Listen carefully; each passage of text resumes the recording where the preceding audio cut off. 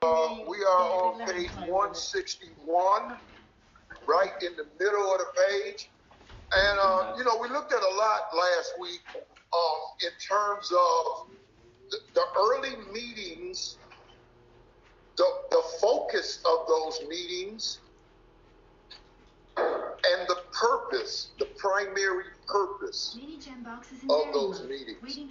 And what we saw was solution-based meetings that not only included program and solution, but also fellowship, sociability, and an emphasis on getting people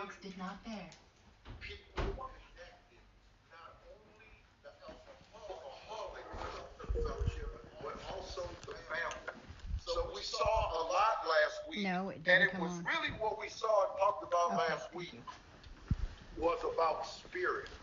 It wasn't about disseminating information. It was about spirit. It was about people opening up, welcoming other people, offering solution to other people, helping other people with an emphasis really on helping other people. So we saw the spirit of AA. We talked a lot about that last week. So we're going to start now in the middle of the page on page 161 as we continue with the experience of the founders. But life among Alcoholics Anonymous is more than attending gatherings and visiting hospitals, cleaning up old scrapes, helping to settle family differences, explaining the disinherited son to his irate parents, lending money and securing jobs for each other when justified. These are everyday occurrences. So what we're talking about is not only going to meetings and visiting the new people in the hospital or the treatment facilities, but helping people get adjusted back to life. Helping people get adjusted back into the stream of life, right? Talking about cleaning up old scrapes, right? We help each other, right? We as sponsors, we guide people through the amends process, helping to settle family differences, right? And how do we do that? Do we give advice to the family? No, they told us not to. But we can share our experience with the family, and we can get the family connected to some help. That's how these old family differences are reconciled. Explaining the disinherited son to his irate parents. Every time I see that one, it reminds me of something. There was a man in New London, Ohio. His name was Morris. And Morris was a friend of my first sponsor. Morris was an old timer. And I see John over there. He remembers Maury. And Maury and them got that New London camp out that we enjoyed so much going many years ago. And Morris was a man, when I got sober, I moved back to my mom and dad's house, and there were no cell phones in those days. And so if somebody called you, they had to call you on the landline on the house phone. And Morris would call the house. And if I wasn't home, my dad would answer the phone. And Morris would talk to my dad. And he would tell my dad, he's really trying hard. He's doing a good job. And it meant a great deal to my dad. It meant a great deal to him. And so sometimes I need to remember the kindness that's been shown to me by longtime members of AA, and I need to ask myself, am I doing those things now for new people when I have that opportunity? It meant a lot to me, and I suspect it would mean a lot to other people who are in the same condition that I was in, because my mom and dad were just done. I mean, they were just done. I was 32 years old when I moved back in that house. They were done. And I shall not forget that. So the gist of this whole thing is that we not only help each other in here, but we help each other with our lives.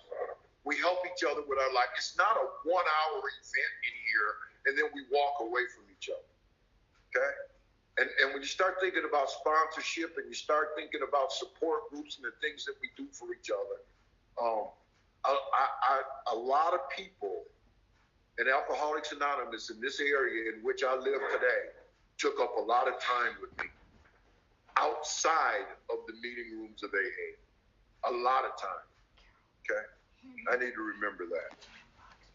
No one is too discredited or has sunk too low to be welcomed cordially. But there is a qualifier. If he means business. Now, we can welcome you cordially. We'll welcome you cordially. But can we help you if you don't want to help yourself? No, I sponsor a lot of people, and when they're new and they start working with other people, we have, when Alcoholics Anonymous, when this program lights you up from the inside, every new person that you see, you want that same experience for them. Does everybody know what I'm talking about, right? But in the beginning, right, it's hard to discern that there are people who aren't willing to do what it takes. We work with people here, we sponsor people here who have decided they want what we have and are willing to go to any length to get it. You cannot work with people who refuse to do the work. As much as you may love them, as much as you may want the best for them, as much as you want to help them. Help somebody who is unwilling to do what the program asks us to do. I cannot. And if I spend my time chasing somebody who does not want to do this, I am depriving somebody who does of my time. I only have so many hours in a day.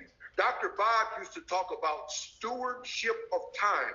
Dr. Bob worked with over 5,000 people in the 15 years he was sober. 5,000, all right? And he said we have to be stewards, guardians of our time. We have to be responsible for our time. I cannot spend time chasing people who are not sponsorable. I cannot do it. What I will tell them is, you know where I am. When you decide you want what we have and are willing to go to any length to get it, I am right here. But until that day comes, I move on to the next one. Okay? I move on to the next one. So when I'm new, right, and I got some guys right now who are just getting sponsored and who are working with a lot of people. I got about 4 or 5 of them right now. I'm looking at one of them. They will call me a lot and talk to me about the issues that they're having with the guys. And a lot of times it's very clear. You're giving him direction. He's not taking it. You can't do anything in that instance except move on to the next one and let them know whenever you're willing, I am here. Is everybody cool with that? Everybody understand what I'm saying? Okay? Because I have to be a steward of my time. Okay? We all have busy lives once this thing starts rolling. All right?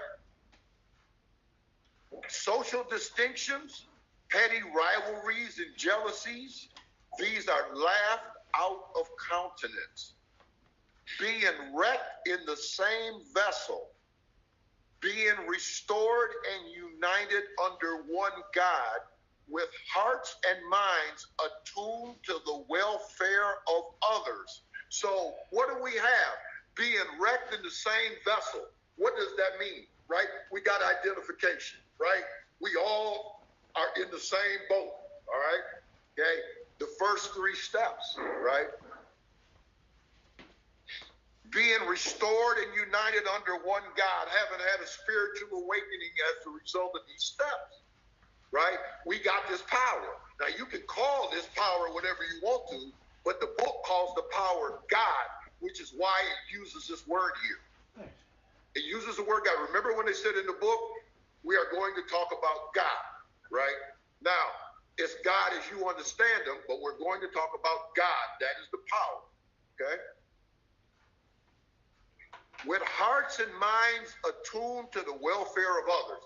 Would you write by that an awakened spirit? What does an awakened spirit look like? It looks like a heart and mind attuned to what? The welfare of others. It doesn't mention me. It doesn't say a heart and mind attuned to taking care of me and then looking after you. Because if I'm looking after you, I'm taken care of. That's my purpose. It took me a long time to get that thing flipped around in here. Kent first, you next, as in what can I get out of you, and then God get me out of this mess. Because that's the way, that's the order in which I live my life. Now, God is at the top, right? What did it say? Restored and united under one God. So God's at the top. Hearts and mind attuned to the welfare of others. Who's next? You, right? God's kids, right? Now it says, the things which matter so much to some people no longer signify much to them. How could they? Right? I came here, okay, addicted to chaos. Okay? It's part and parcel of the life that I live, right? Trying to be in everybody's business, gossiping, trying to make myself feel better by looking down on people, right? I'm addicted to chaos. Everywhere I go, it's just one thing after another. That's not me no more. iPad. Only thing I have to say to you today is, how may I assist you? I don't know what's going on. How may I assist you? When people get together and start talking about somebody, I ain't got time for that. I don't live like that no more. My spirit is awake, and an awakened spirit seeks to serve. Service is what this is about. My sponsor, Bob, says this is the only place in the world where you come in here a big shot and work your way up to servant. That's what we do in here. That is the goal here, is to serve. And it took me some time to separate or extricate myself from that old way of life. So I quit hanging around them people. I stopped going in them places. I extricate myself from that. My only function today is to serve. How may I serve you? God first, then you, God's kids, and I'm at the bottom. And God's grace rains down through you to me. And I have found that to be what Alcoholics Anonymous has accomplished in my life. I would love to say I walk like that every day, but I'm a human being. I do not. I get in my own way on a daily basis. But what I have done over the years, hopefully, and I believe that's why I'm still here, is I've continued to chip away at what ain't me, so that the God in me can reach out and be of service to the God in you, right? I love the old story. We talked about many times the story about Michelangelo and the statue of David. And the guy is looking at it going, how on earth can you take a plain block of marble and do something like that? And Michelangelo said it's very, very simple. I just chipped away the pieces that weren't David. I just chipped away the pieces that weren't David. Uncover, discover, discard, as Chuck Chamberlain used to say. We uncovered, we discovered, we discarded. And that's what the steps do. The steps are not about acquisition. I don't gain anything in here. The steps are about self-reduction. It's about getting rid of, right, those things in me that are contrary to God's will for me. That's what this whole thing is about, right? So that I can live comfortably with God and I can live comfortably with my fellow man. And I have found no other way of life more satisfying, more enjoyable, more fun, more useful, and more purposeful than the life that I have found in these steps. Absolutely none. Let's go on. Under only slightly different conditions, the same thing is taking place in many eastern cities. So the focus up to this point was what? Cleveland and Akron, right? Well, really more Akron than Cleveland, but Akron and Cleveland up to this point. Now we're going to talk about what happens. Bill goes back to New York after 3 months. So what happens? Now, right, he'd been in Akron. He went to Akron with this new approach to working with people. Remember, Dr. Silkworth saying, talk drunk to a drunk, establish identification, then share with them the solution, right? Lois Wilson saying, nobody in New York stays sober, but you stayed sober trying to help them. So Bill came to Akron with that information, applied it, right?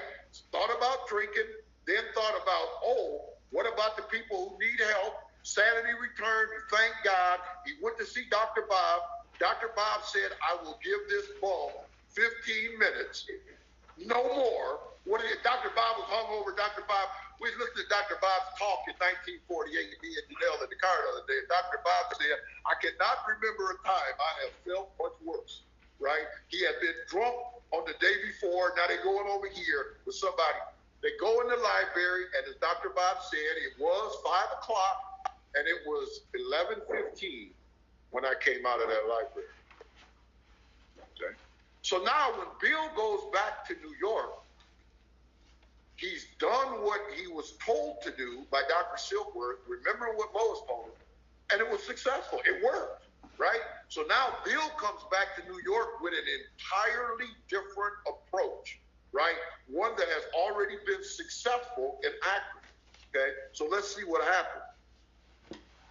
Under only slightly different conditions, the same thing is now taking place in many eastern cities.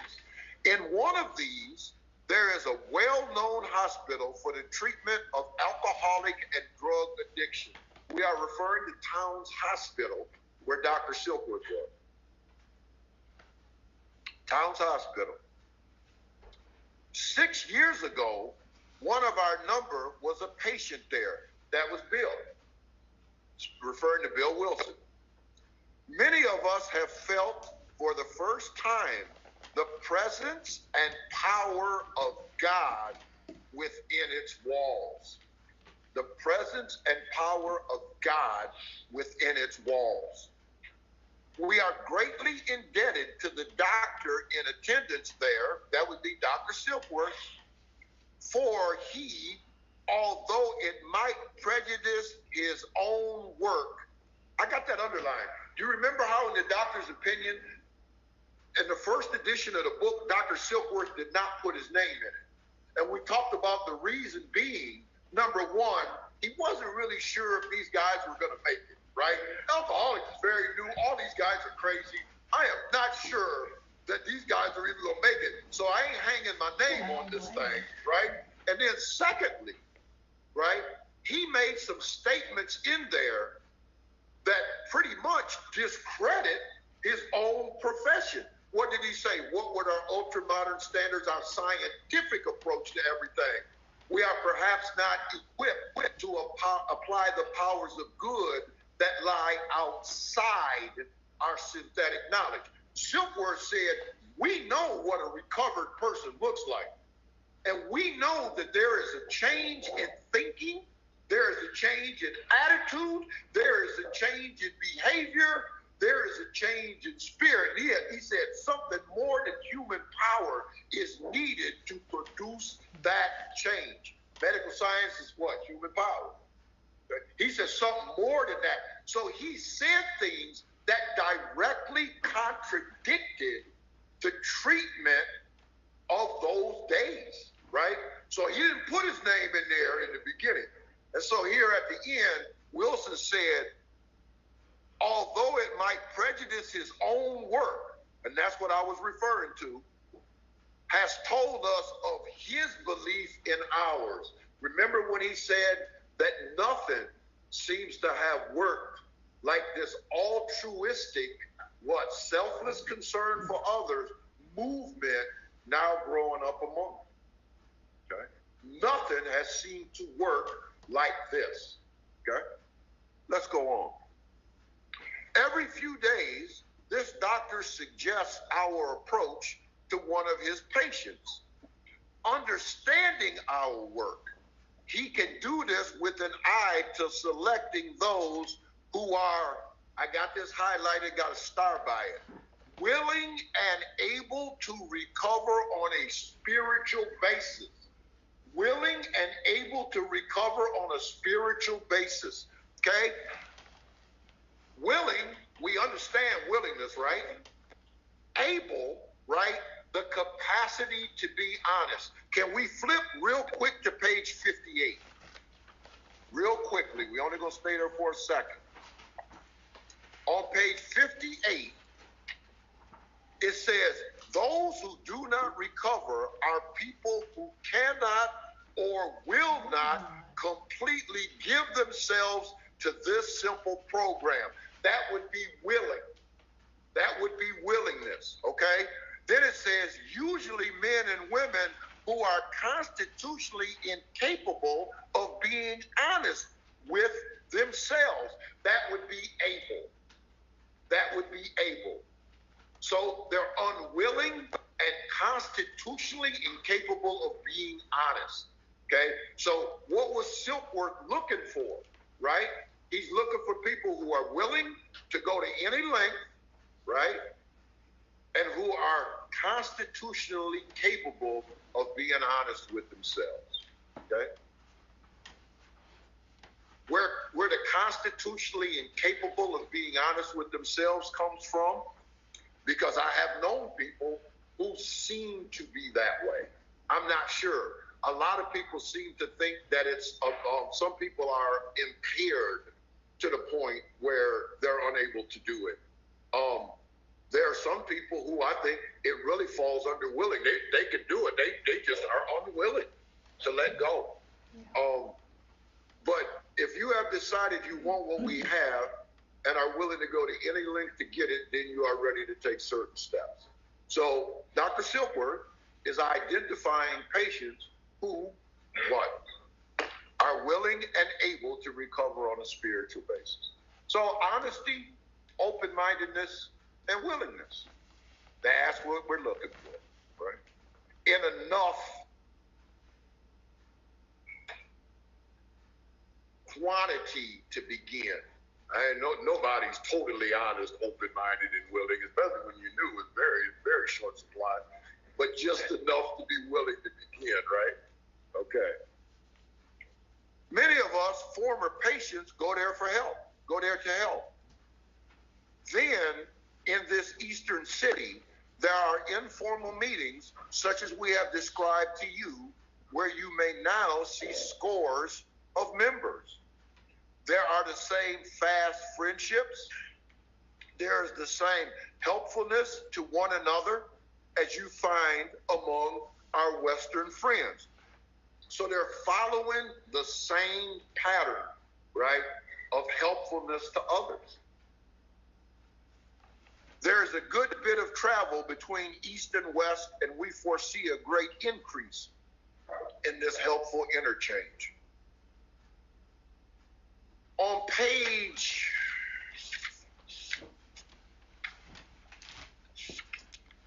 153, in the middle of the page, it said, our hope is that when this chip of a book is launched on the world tide of alcoholism, defeated drinkers will seize upon it to follow its suggestion. Our hope. Would you circle the words there, our hope? Okay. Remember when I talked about Bill having the gift of vision, that he was a visionary, and that on Wall Street, his ability to look at companies as they currently, presently existed and see them for what they could become made him a rich man. That's a gift, the ability to be able to see something today and envision what it's going to become. So on page 153, 3, he shares a little bit of that vision, and it surrounded the book that people would seize upon it to follow its suggestion. Has that happened? Yes, it has. People have seized upon this book for the last 83 years to follow its suggestions. It has happened, right? So now on page 162, we will see what I call the culmination of the vision. And that's what I'm about to read to you. Someday, we hope, would you circle we hope again, that every alcoholic who journeys will find the fellowship of Alcoholics Anonymous at his destination. Now, it took them 18 months to get 10 people. You remember that? 18 months to get 10 people stay sober any considerable amount of time, right? So he's writing this book, and he's saying, someday we hope that every alcoholic who journeys, wherever you go, you would find this fellowship at your destination. I will give you this. I'm looking at Cornelius over there smiling because he's a traveling guy, right? I will give you this. There are places in the world where this is not yet. But I will say this. They're getting few and far between. They're getting few and far between, right?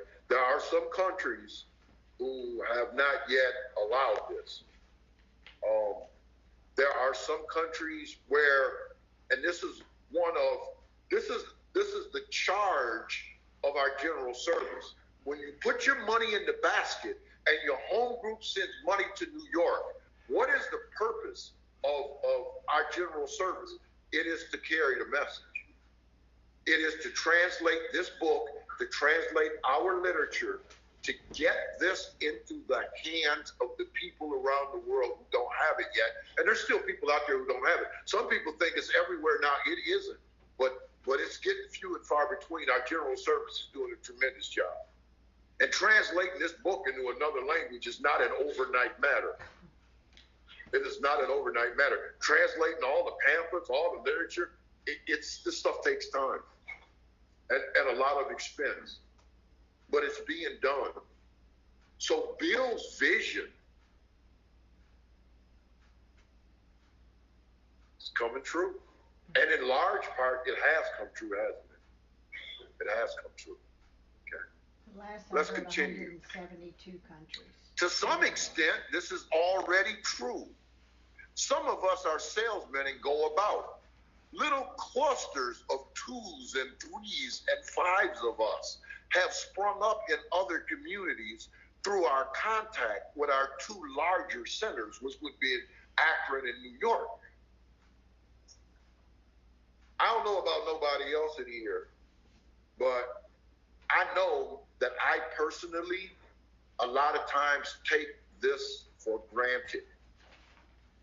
When he wrote this, he's talking about little groups of 2s and 3s of us popping up in little places. Look at the size and span of this fellowship today. And ask yourself, how did this happen? How did this happen? How did literally every city in this country, literally, you can find Alcoholics Anonymous? How is it? If you ever come to Akron and you come to Dr. Bob's home, in the house next door to Dr. Bob's home, the archive house, if you go in and in the living room, which is adjacent to the gift shop, you will see above the fireplace a big screen, like a big screen TV with a globe on it, of the world on it, right? And lit up on that globe, it is the coolest thing, are the places where people have come from who have visited Dr. Bob's house. Go take a look at it. It will blow your mind. It will blow your mind, right? Divinely inspired. Divinely inspired. Has there ever been another movement like this one? Has there ever been anything like this before? I want to be careful not to take this for granted. And I'll tell you what it really gives me is it gives me a tremendous amount of appreciation for those little 2s and 3s and 5s of them back in the day. Can you imagine the traveling they did, the work they did to help this get off the ground like it is? To the first 100 people who contributed to the writing of this book. Right? The longer I'm a member here, because for a long time, you just get shoulder deep and involved in AA. But the longer I'm here, and the more of it I get to see, and I get to see a lot of it, it is an amazing, amazing thing of which it is a blessing to be a part. It really is. Because we live in the 1% of human history, recorded history, where this has existed. 1%. So if you look at 5,000 years of recorded history, Alcoholics Anonymous is 83 years old. This did not exist. There was no place for us to go except insane asylums, penitentiaries, and cemeteries.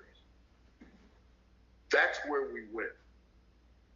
So I live in the 1% of recorded history where this answer exists for me. And I hope and pray I never take that for granted. Let's go on. Those of us who travel drop in as often as we can.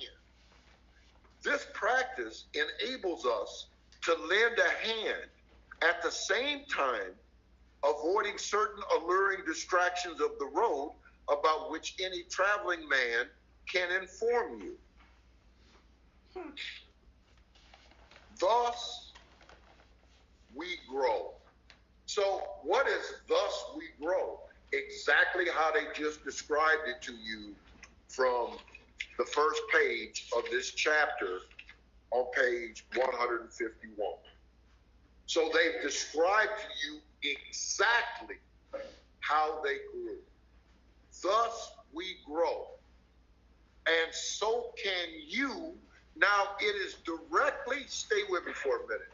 It is directly addressing the person, this is 1939, who got this book in the mail in Salt Lake City, Utah, in Dallas, Texas, in Tacoma, Washington, in Boise, Idaho, in Miami, Florida, okay?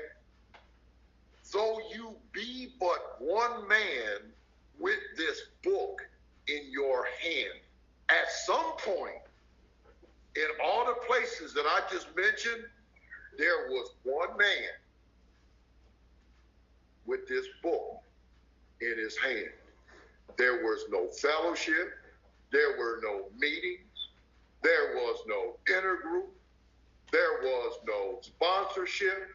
There was no fellowship. There was nothing.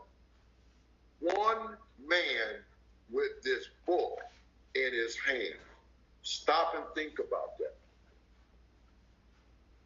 One man. And look what we have today. Clarence Snyder in Cleveland. Cliff Walker in Los Angeles. The list goes on and on. One man with this book in his hand, right? And look at what we have today. Okay. Let's go on. And I don't want to get, and I have to talk myself into getting off the couch and going to an AA meeting. Thank God for those people who came before me.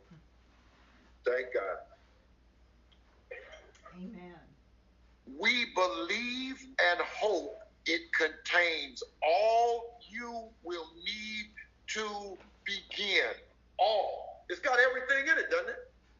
Got the steps of the program, how we deal with the family, how we deal with the employer, what the meeting should look like, what the spirit of the meeting should look like, what our purpose is. Everything that we need, we've been given. We don't have to come here today and debate or try to figure out anything. Alcoholics Anonymous has been working for over 80 years and it's still working today. It don't need changing. It don't need rearranging. I told my first sponsor one day, I said, I think that book's a little outdated. Bill used to get red from the neck up. It used to just come up. I used to just watch it coming up. And he said, I got a suggestion for you.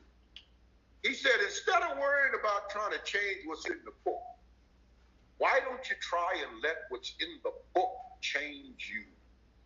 Lovely. Well, I hated when he would say things like that. Because I had no answer. I sponsored a guy one time. We was going through one of the chapters. We was on the last page. And I'm looking across the table at his book. And I'm at the last paragraph. And he's got another paragraph. It looked like somebody typed it in there. His handwriting was so neat. I said, what is that? He said, well, I've added a little bit to it. This is a true story.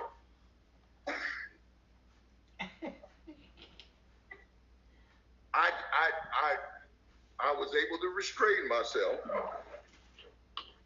and I asked him if would you let me see your book.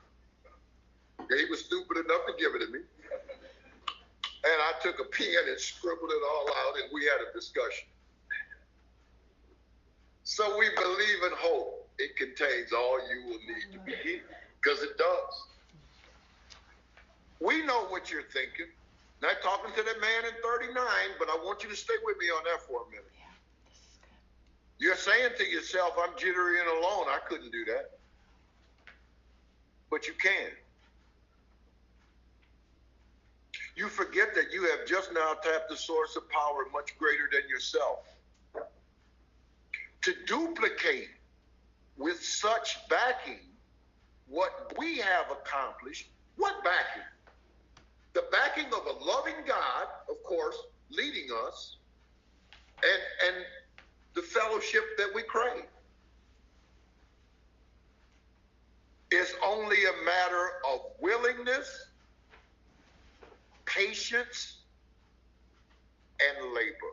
Three things: willingness, patience, and labor. Now, those two paragraphs, 1939, somebody getting a book in the mail, I get it. But it's 2019, it ain't 1939. Is that still applicable today?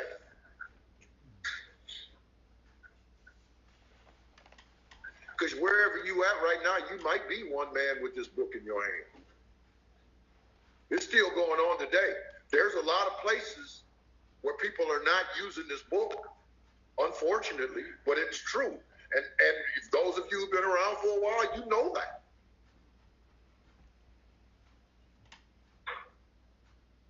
I have some friends in Los Angeles, and they went to a meeting in an area that they don't live in.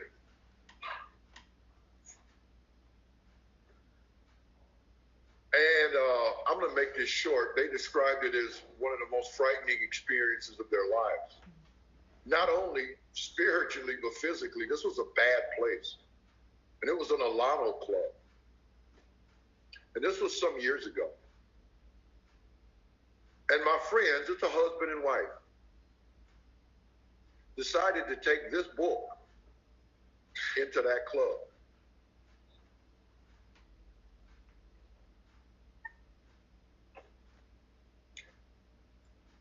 Today, that meeting that they went to, and this is just my experience, because I've been to a lot of places, one of the finest AA meetings on the face of this earth. From the greeting at the door to how new people are approached, this is in a very rough section of Los Angeles. It'll make the hair stand up on your arms. It's an unbelievable experience. It's the meeting is called the Paramount Speakers Group now, and I get to go there once a year and talk at that group, and it's something that I really, really look forward to. It is an unbelievable experience. The place is literally on fire. If you come in there and you say you are new, God help you, because they're all over you. You getting a sponsor, if you want it, you got a home group, you're going to have a commitment, you're going to have a ride to meetings. It is an absolutely unbelievable experience. One man with this book in his hand, I'll say a man and his wife, with this book in his hand, now, not 1939, now, and an entire place out of control. Entire place out of control. It's an unbelievable thing. What spirit can accomplish. Some food for thought.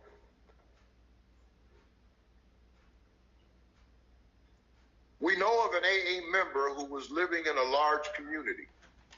He had lived there but a few weeks when he found that the place probably contained more alcoholics per square mile than any city in the country. I used to say that was Sandusky, Ohio. Actually, what the city bill is referring to is Montclair, New Jersey. Montclair, New Jersey.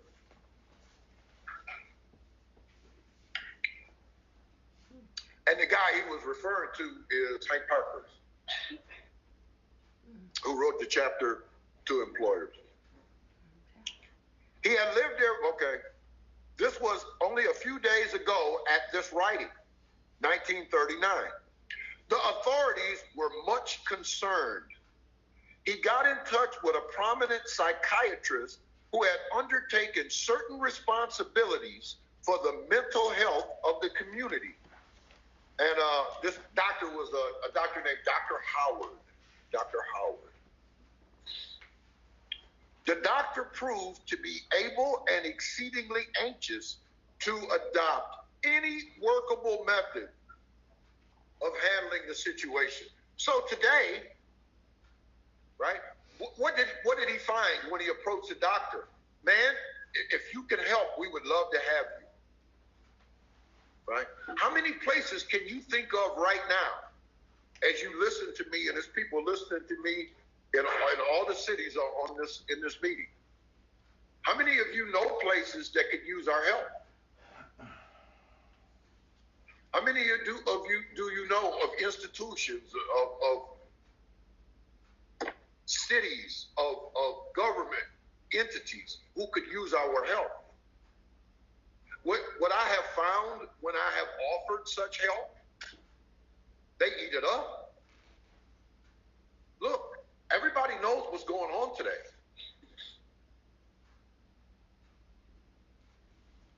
From kindergarten to the senior citizens home, this disease is ravaging this country.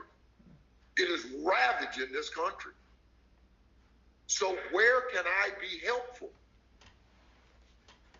The early members of this fellowship did not get together in somebody's living room and say, we hope somebody shows up. We hope somebody shows up. They went out and they offered to share what they had found with those who needed help. Okay? The opportunities for us today are as great as they were then, probably even more so. Probably even more so. How may I assist you? Where can we be helpful?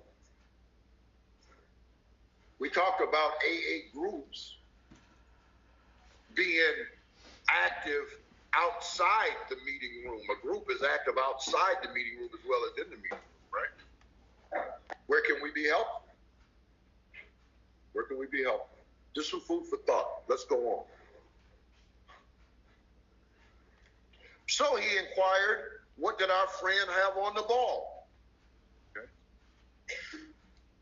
Our friend proceeded to tell him, and with such good effect that the doctor agreed to a test among his patients and certain other alcoholics from a clinic which he attends. Arrangements were also made with the chief psychiatrist of a large public hospital to select still others from the stream of misery which flows through that institution. So immediately, this guy goes out, offers, right? Look at the response he gets. So literally, he's got 3 institutions on the hook right now who are saying, we need your help, okay? The last one was the chief psychiatrist of the large public hospital was Dr. Russell Blaisdell, and that was the Rockland State Hospital, which was an insane asylum. They made a large public hospital. They make it sound like Firelands Hospital here in Sandusky. That ain't what it was. It was a mental institution. Okay. Let's go on. So our fellow worker will soon have friends galore. How do they know that? How do they know he will soon have friends galore? How do they know that? Did it not happen for them? Okay. Did it not happen for them? That is their experience. If you do what we have done, when it said, thus we grow, if you do what we have done, you will have the same experience.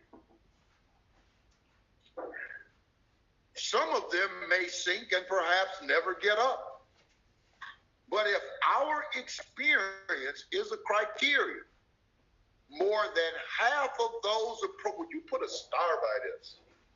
More than half of those approached will become fellows of Alcoholics Anonymous. So what are they saying? What are they saying we could expect if we follow their example? Listen to me.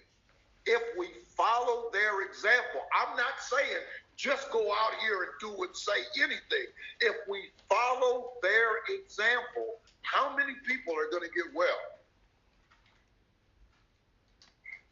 How many? Half, more than 50%. And the forward to the second edition, which came out in 1955, they grown, they got better at it, right? What does it say? 50% at once, 25% after some reason. Now we're looking at 75. 75% of the people who come here. It's a lot, isn't it? It's a lot. I don't know how many percentage stay sober. I ain't around here counting it. But my eyes are open. And I've been here for a good while. And we don't have those kind of numbers. Not that I've seen. Black print, white page, blue book.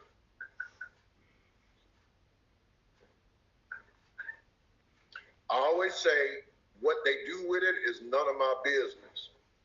If I try to help somebody, whether they get sober or not, I don't have that kind of power. am responsible for the content of the message that I carry, and that it be the message contained in this book. And if I can't carry the message to you contained in this book, I am going to send you to somebody who can. I am not going to mess around with your life. I'm not playing Russian roulette with people in here. I am not playing Russian roulette with human beings in here. These are human beings. They're not guinea pigs that I want to expose to what I think. My best thinking got me killed.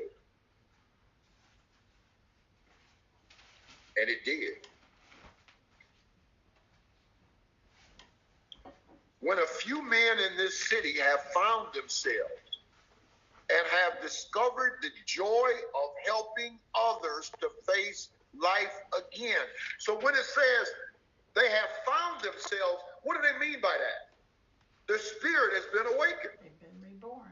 When they have found themselves, their spirit has been awakened, then what happens? And have discovered the joy of helping others to face life again, right?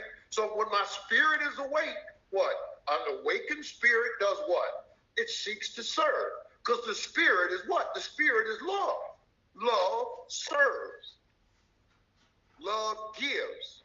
And it gives without requiring anything in return.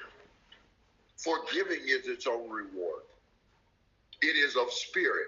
And I'll say this, because I say it all the time.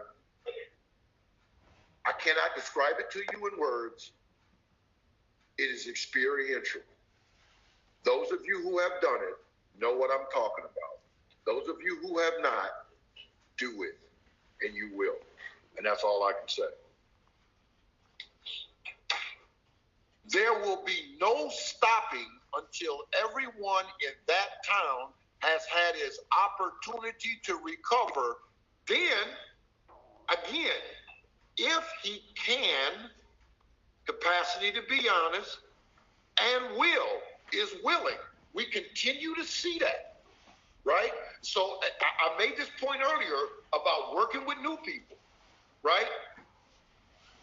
You want what we have, willing to go to any length to get it. Those who do not recover are people who cannot or will not completely give themselves to this simple program, unwilling, usually men and women who are constitutionally incapable of being honest with themselves. So there you have it again. Okay? Please keep that in mind as you work with people. Be a steward of your time. Be a steward of your time. I'm not saying just own them, of course not. But you move on, you work with somebody else. I tell the guys I work with, if they're willing to go to meetings with you, go to meetings with them, sit with them, be friendly with them. We'll discard people, but I cannot give and dedicate my time sponsoring somebody who is not sponsorable. Yeah. And the book directly tells me that. There you go. That's not a Kent thing. That's what the book says.